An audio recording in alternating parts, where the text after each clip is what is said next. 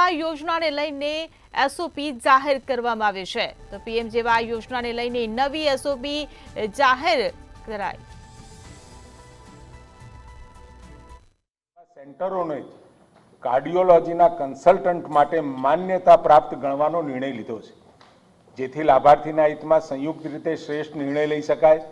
આ ઉપરાંત હોસ્પિટલો અને ફૂલ ટાઈમ કાર્ડિયાક એનેસ્થેટિક અને ફિઝિયોથેરાપિસ્ટ આ રાખવા પણ આપણે આવશ્યક કર્યા છે। ખાસ કિસ્સામાં ઇમરજન્સી સારવાર જ્યાં અતિશય આવશ્યક હોય એવા સંજોગોમાં કાર્ડિયોલોજી સેવાઓ આપતા સેન્ટર એન્જિયોપ્લાસ્ટી કરી શકશે અને એની સીડી પણ એ પાછળથી અપલોડ કરી શકે। હોસ્પિટલો એન્જિયોગ્રાફી તેમજ એન્જિયોપ્લાસ્ટી સીડી વિડીયોગ્રાફી પ્રી ઓથના સમયે અપલોડ કરવાની એમના માટે ફરજિયાત બનાવવામાં આવી છે। ઇમરજન્સી કેસમાં સદર સીડી વિડીયોગ્રાફી સારવાર બાદ અપલોડ કરવાની રહેશે। આમ કાર્ડિયોલોજીમાં પણ ખૂબ સારા એવા સુધારા તાત્કાલિક આપણે કર્યા હતા અને હવે એ સુધારાઓ અમલમાં આવ્યા પછી ક્યાંય નાની મોટી કોઈને લેકિંગ અથવા તો લેપ્સનો ફાયદો લેવાની જે તકો મળતી હતી એ તકો બંધ થશે।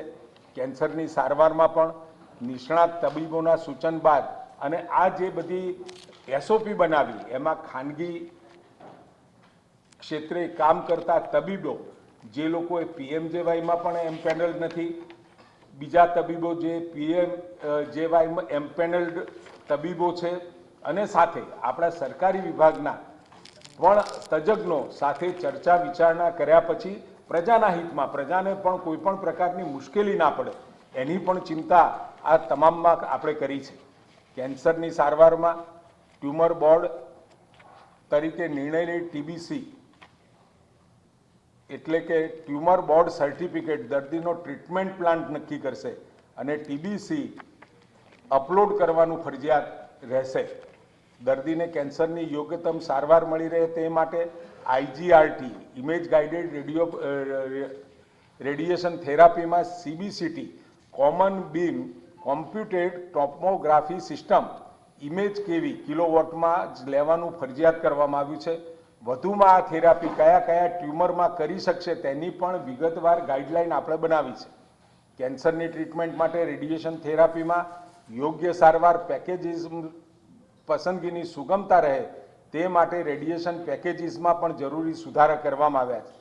મહિલાઓમાં જોવા મળતા કેન્સર જેવા કે ગર્ભાશયના મુખનું કેન્સર, યોનિમાર્ગનું કેન્સર કે અન્ય કેન્સર જ્યાં બ્રેકી થેરાપીની જરૂર હોય તેવા કિસ્સાઓમાં જે હોસ્પિટલ પાસે બ્રેકી થેરાપીની સગવડ છે ત્યાં જ પીએમજેવાય અંતર્ગત સારવાર આપવાની રહેશે। બ્રેકી થેરાપી માટે હોસ્પિટલ ટાઈઅપ ચલાવવામાં આવશે નહીં। રેડિયોથેરાપી મશીન માટે નક્કી થયેલા ક્વોલિટી કંટ્રોલના માપદંડનું પાલન કરી હોસ્પિટલે એનો રેકોર્ડ નિભાવવાનો રહેશે। નિયોનેટલ કેરમાં પણ આપણને જે ફરિયાદો મળતી હતી અને એના કારણે એમાં પણ આપણે કેટલાક ચેન્જીસ કર્યા છે। એનઆઈસીયુ એસએનસીયુ માં પણ બાળકોને ગુણવત્તાસભર સારવાર સુનિશ્ચિત કરવા માટે હોસ્પિટલે ફરજિયાતપણે માતાઓની પ્રાઇવસી સચવાય તે ધ્યાને લઈ સીસીટીવી ઇન્સ્ટોલેશન કરવાનું રહેશે। ટીએચઓ દ્વારા એનઆઈસીયુની મુલાકાત લઈ રિપોર્ટ એસએચએને સબમિટ કરવાનો રહેશે। ઓનલાઈન વિઝિટ મોડ્યુલ પોર્ટલ ટૂંક સમયમાં કાર્યરત થશે, જેથી દરેક વિઝિટને અસરકારક રીતે મોનિટર કરવામાં આવશે। બાળકોને રાઉન્ડ ધ ક્લોક સારવાર મળી રહે તે માટે નિયોનેટલ સ્પેશિયાલિટીમાં એમ્પેનલ્ડ માટે ફૂલ ટાઈમ પીડિયાટ્રિશિયન આપણે ફરજિયાત કર્યો છે।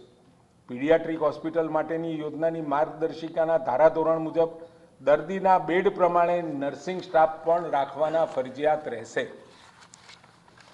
સાથે ટીકેઆર એટલે કે જોઈન્ટ રિપ્લેસમેન્ટમાં પણ આ યોજના હેઠળ ટીકેઆર ટીએચઆર ઓપરેશન કરતી હોસ્પિટલોએ ઓર્થોપેડિક પોલિટ્રોમાના કેસોની પણ સારવાર આપવાની થતી હોવાથી ઓર્થિયોપ્લાસ્ટીના ઓછામાં ઓછા 30% ઓર્થોપેડિક અને પોલિટ્રોમાના કેસોને સારવાર આપવાનું ફરજિયાત કર્યું છે, જેથી ઉક્ત રેશિયોનું પાલન ના થાય તો હોસ્પિટલને એ ટકાવારી પ્રમાણે એને પેનલ્ટી કરવામાં આવશે।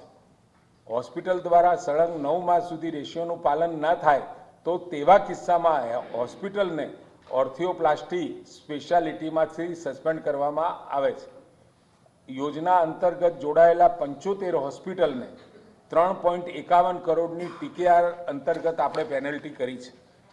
ક્લિનિકલ એસ્ટાબ્લિશમેન્ટ એક્ટમાં પણ ગુજરાત ક્લિનિકલ એસ્ટાબ્લિશમેન્ટ એક્ટની જોગવાઈ અન્વયે પૂર્વ વ્યાખ્યાયિત સારવાર પ્રક્રિયાની વિગતવાર પૂરતી સમજણ દર્દીઓ અને તેઓના સગાને આપતી વખતે વિડીયો રેકોર્ડિંગ સાથેનું સંમતિપત્ર લેવાનું ફરજિયાત કરવામાં આવેલ છે, જેમાં નીચે મુજબની તબીબી સારવારનો સમાવેશ કર્યો છે.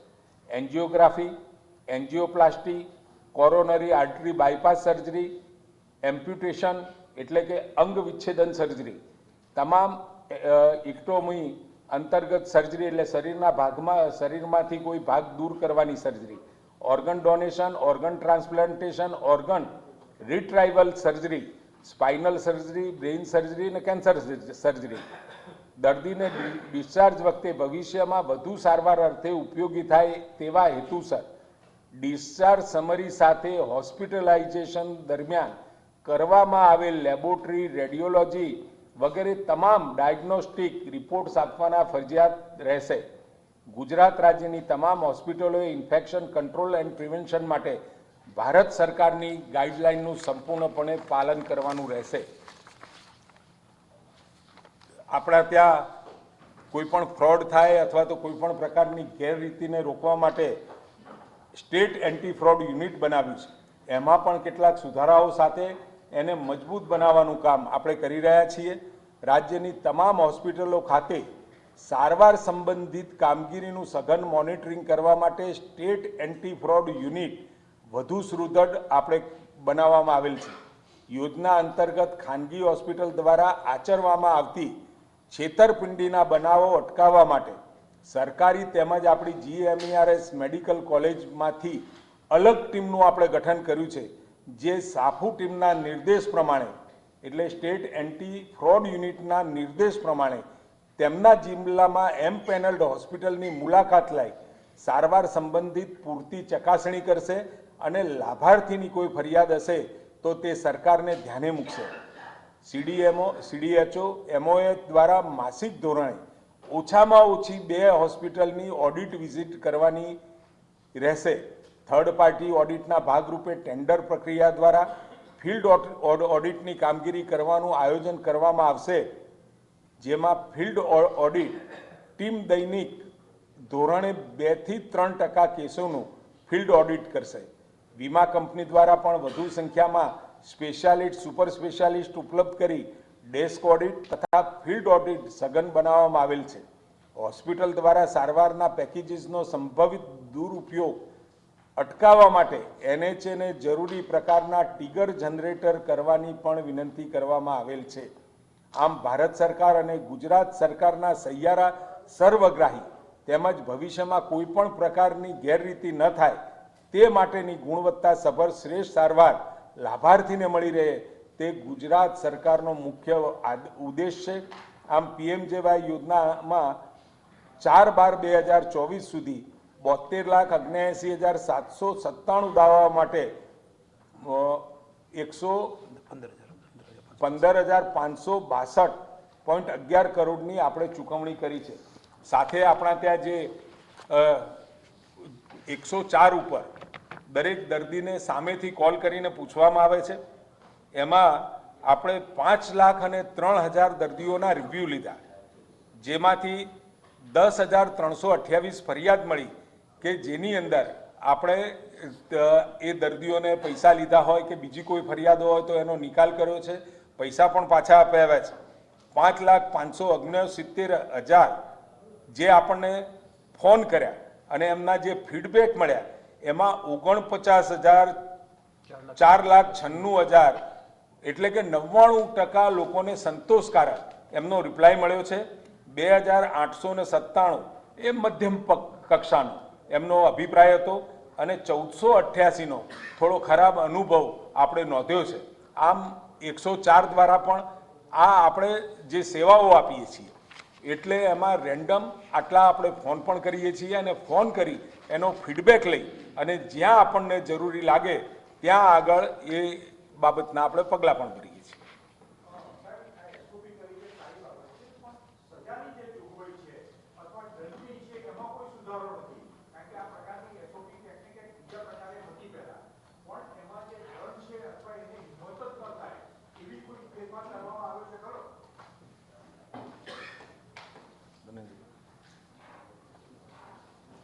જે આપ બંધની વાત કરો છો, માનનીય મંત્રીશ્રી કહ્યું એ પ્રમાણે અમે 14 હોસ્પિટલોને આપણે સસ્પેન્ડ કરી છે અને હું આ છેલ્લા 1 વર્ષના જ ડેટા આપું છું. 18 કરોડ ઉપરાંતનો આપણે દંડ પણ કર્યો છે. આ સિવાય લગભગ 46 કરોડ રૂપિયા જેટલી આપણે કપાત કરી છે. એટલે એમણે ઓછા ધોરણની સારવાર આપી હોય અને વધારે ક્લેમ મેળવવાનો પ્રયત્ન કર્યો તેવા 46 કરોડ રૂપિયા આપણે કપાત કરીને એકચ્યુઅલ જે સારવાર છે એ પ્રમાણે ચૂકવવું કર્યું છે. એટલે પીએમજેવાયની અંદર હોસ્પિટલ દ્વારા ઓછી પેકેજવાળી સર્જરી કરીને વધારે ક્લેમ મેળવવાનો પ્રયત્ન કર્યો હોય, ખોટા કોઈ પણ પ્રકારના એમને ખોટા પ્રકારની સારવાર આપી એવા કિસ્સા ધ્યાને આવે છે. જેમ જેમ ધ્યાને આવે છે આપણે એસએચએ મારફતે એની અંદર પગલાં લઈએ છીએ.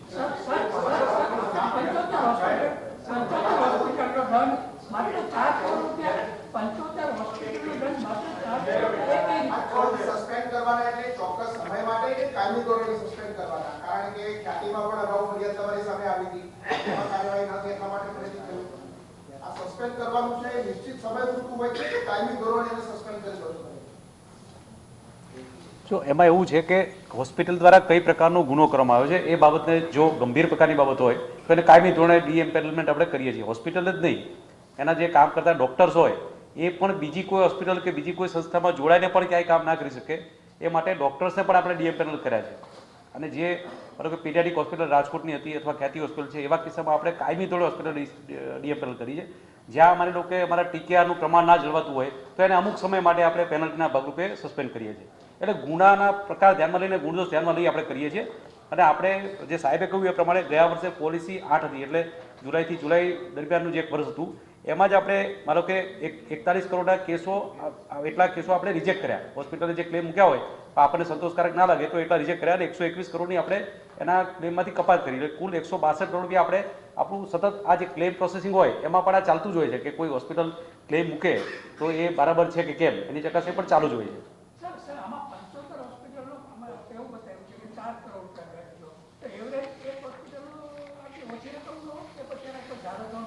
નહીં, એક ફરીથી અને આપણે 14 હોસ્પિટલ સસ્પેન્ડ કરી છે અને 18 કરોડ રૂપિયાનું આ જે સસ્પેન્ડેડ હોસ્પિટલ છે એટલા પૂરતું આપણે દંડ કર્યો છે. અને આ સિવાય કોઈ પણ હોસ્પિટલ જે મળવાપાત્ર એના કરતાં વધારે ક્લેમ કરતા હોય એ પ્રકારના જે અમારા કમિશનર સાહેબે કહ્યું એ પ્રમાણે 44 કરોડ રૂપિયા આપણે કપાત કરીને ચૂકવણા કર્યા છે અને 121 કરોડ જેટલા એમને મળવાપાત્ર નથી એમ તો એ રદ કર્યા છે. એટલે 165 કરોડ એમને ક્લેમમાં કપાત થઈ છે, જે દંડ સ્વરૂપે નથી પણ મળવાપાત્ર નથી એ રીતે નિર્ણય કરીને કપાત કરી છે.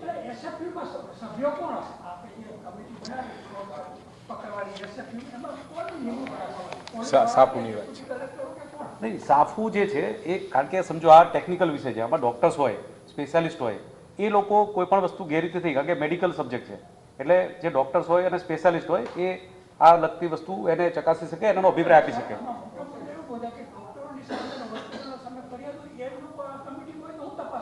ના પણ આપ સમજો એક વાત ને કે ડૉક્ટર્સ હોય તો એ ડૉક્ટર્સના જે રેકોર્ડ છે, મેડિકલ રેકોર્ડ છે, માનો કે કોઈ સર્જરી કરવાની જરૂર હતી કે કેમ, એનું રેકોર્ડ બરાબર છે કેમ, આ ડૉક્ટર્સ જ કહી શકશે. એ આપણે કોઈ સામાન્ય વ્યક્તિ નહીં કહી શકાય કારણ કે એ કાયદાકીય રીતે અને ટેકનિકલ રીતે બરાબર નથી. એટલે જે ડૉક્ટર્સની સ્પેશિયાલિસ્ટની ટીમ છે જે અત્યાર સુધી આપણે જિલ્લામાં તપાસણી માટેની ટીમ નથી બનાવી, જે હવે આપણે જિલ્લામાં જીમર્સ આપણી મેડિકલ કોલેજો છે અને ડિસ્ટ્રિક્ટ હોસ્પિટલ છે એમાંથી સ્પેશિયાલિસ્ટ લઈ અને એ લોકો જે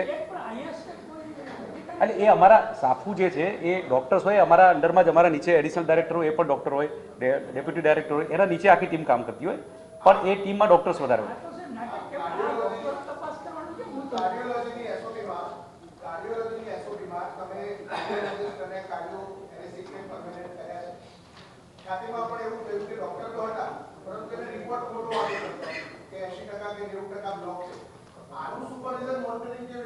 આના માટે તમે જે પ્રશ્ન પૂછી રહ્યા છો એમાં હકીકતની અંદર જે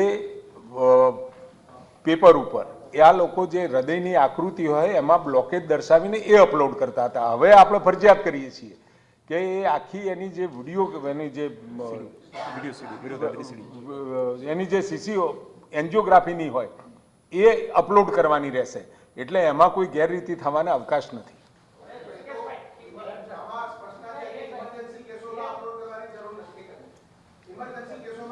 કોઈને હાર્ટ એટેક આવ્યો અને તાત્કાલિક ત્યાં દાખલ કરવામાં આવ્યા એટલે એન્જિયોગ્રાફી કર્યા પછી સ્ટેન્ડ મૂકવાની જરૂર પડે તો એ સીડી પાછળથી અપલોડ કરી શકે. ઇમરજન્સીમાં આપણે પણ આ પ્લાન સર્જરી ડૉક્ટરોએ કહ્યું હોય કે ભાઈ આવું છે, દવાથી સાજું થઈ શકશે, એને એક તો પહેલાં તો એની સાથે વાતચીત કરી એને વિડીયો રેકોર્ડિંગ કરવું પડશે અને વિડીયો રેકોર્ડિંગ દરમિયાન એની આખી પાછળથી કરવું પડશે, એક સ્ટેન્ડ મૂકવું પડશે, આટલું બ્લોકેજ છે એ બધું સમજાવ્યા પછી એને પ્રોસિજર કરવાની રહે. અને જો દર્દી સંમતિ આપે તો 1 કે 2 સ્ટેન્ડ મૂકવાના હોય તો ત્યાં સુધી છૂટ છે અને 3 સ્ટેન્ડ મૂકવાના થાય તો આ કહ્યું એ પ્રમાણે ઓથોરિટીની સિગ્નેચર. સર ઇમરજન્સીમાં પણ એક ખાલી સ્પષ્ટતા કરી દો સર. ઇમરજન્સીમાં પણ વિડીયો સીડી જે તે વખતે, કારણ કે પેશન્ટનું હિત ધ્યાનમાં લઈને પેશન્ટના જાનને જોખમ હોય એવું હોય ત્યારે એ રજૂ ના કરે, પણ જ્યારે એનો ક્લેમ રજૂ કરશે આપણી પાસે ત્યારે તો એ સીડી એને રાખવાની જ છે ટૂંકમાં. એટલે એવું નથી, એ તો પેશન્ટના હિતને ધ્યાનમાં રાખીને ઇમરજન્સીમાં કોઈ પેશન્ટના જીવનું જોખમ ઊભું ના થાય એટલા માટે આપણે ઇમરજન્સીના કેસોમાં એન્જિયોપ્લાસ્ટી સાહેબે જે કહ્યું 2 સ્ટેન્ડ સુધી કે રીતે એલાઉ કરી છે. બાકીના કિસ્સા હા